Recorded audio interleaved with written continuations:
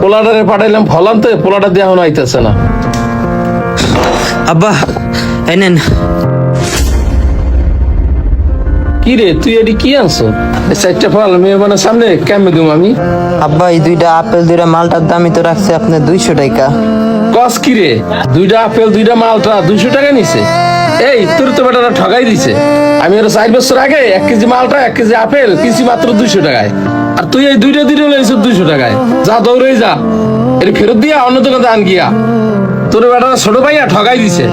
আব্বা আপনি তো দীর্ঘ 4 বছর ধরে কিছুই কিনেন না, ঘরের যত বাজার সদাই লাগে সব তো আমি নিজেই কিনি। আব্বা আগের মতো নাই, সবকিছুর দাম না বাইরে গেছে। এই জন্য কি এত বাইরে যাবে রে?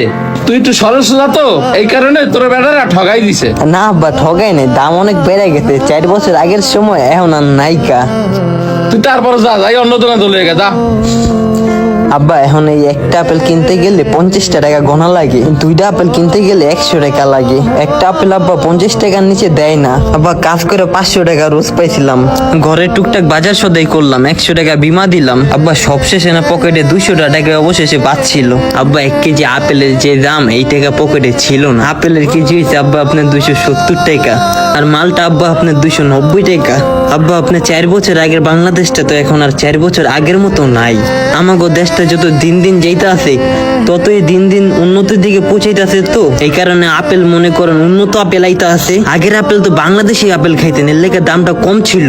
কিন্তু এখন তো আব্বা আপেল চাইনার থেকে, মালয়েশিয়ার থেকে, দুবাই থেকে আহে, অনেক নাম করা রাষ্ট্র থেকে আহে। তো এর লেগে আব্বা এটির দাম বৃদ্ধি। বেটারও কি করবো আব্বা, আগে তো এই তো জাহাজে, কিন্তু হবে মান সম্মান বাঁচানোর লেগে তো আপেল আনতে হয় পেলিং। ও, এটি বাইরে থেকে আহে? হ্যাঁ এই কারণে দাম বেশি আব্বা। ও আচ্ছা, তাহলে তো ঠিকই আছে, দাম তো বাড়বই। আব্বা বৃদ্ধ বাপ হার্টের সমস্যা, তাই চাই না সে কোনো টেনশন করুক, কোনো দুশ্চিন্তায় পড়ুক। একটা মানুষের শরীরের জন্য ফল ফ্রুট খুবই গুরুত্বপূর্ণ, কিন্তু আজকে 1 কেজি না, একটা ফল কিনতে হলেও পকেটে 50 টাকা থাকা লাগে।